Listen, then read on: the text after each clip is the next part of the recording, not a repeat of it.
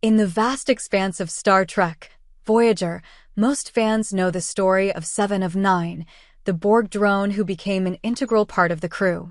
However, there's another character whose journey home took just as long, if not longer, and their return to Earth is just as significant, but often overlooked. That character is none other than Neelix, the Talaxian cook and morale officer of the USS Voyager. Neelix's story is one of personal growth, sacrifice, and a deep sense of loyalty to the crew he came to call family. While the focus of the series often shifts to the more dramatic elements, like the conflict with the Borg or Captain Janeway's leadership, Neelix's journey is just as compelling in its own right. And his 10-year trek home is a testament to his resilience and determination. When Voyager first found itself stranded in the Delta Quadrant, 70,000 light-years from Earth, Neelix was already living on a nearby planet, Talax. He initially joined the crew to help guide them through the unknown region of space, offering his knowledge of the area. But what starts as a practical alliance quickly evolves into something more meaningful. Throughout the series, Neelix assumes many roles on Voyager, from chef to diplomatic emissary, but he always remains the emotional heart of the ship. His friendship with Captain Janeway, his relationship with Lieutenant Tuvok, and his fatherly bond with Naomi Wildman all highlight his growing sense of belonging. Despite being a native of Talax, Neelix never hesitates to put the welfare of the Voyager crew above his own.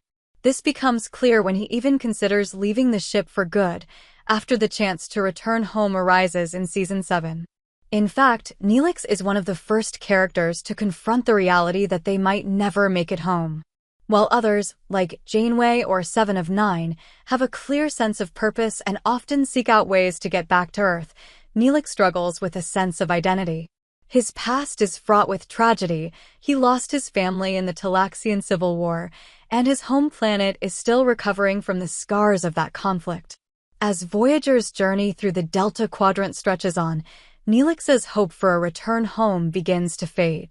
It's not that he stops caring about getting back to Talax, it's that he has learned to care more about the people he is with and the work they're doing to survive and make the best of their situation.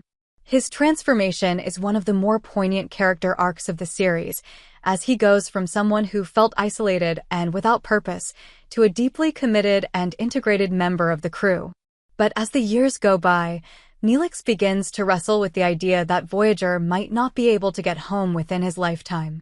He makes peace with this notion, finding purpose in the lives of those around him rather than in a return to his own people.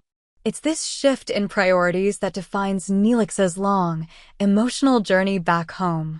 He doesn't need the physical location of his home anymore. His home becomes Voyager and the people on it. In the series finale, Endgame, when the crew finally gets the chance to return to Earth thanks to a complex plan involving time travel, Neelix is one of the crew members who chooses to stay behind. He's made peace with the fact that he can't return to Talax, and instead, he remains in the Delta Quadrant to continue helping out his people, eventually establishing a new role for himself in that region. In many ways, Neelix's journey is a mirror to the larger story of Voyager itself. It's not just about getting home, it's about what it means to build a new home, to create meaning, and to find family in the unlikeliest of places. Neelix's 10-year journey is a journey of self-discovery, and it's a testament to his strength and adaptability. So, while Seven of Nine's return to Earth is certainly one of the most memorable parts of Voyager, we shouldn't forget the quiet, but equally powerful, story of Neelix. His 10-year trek home reminds us that sometimes, the journey is just as important as the destination.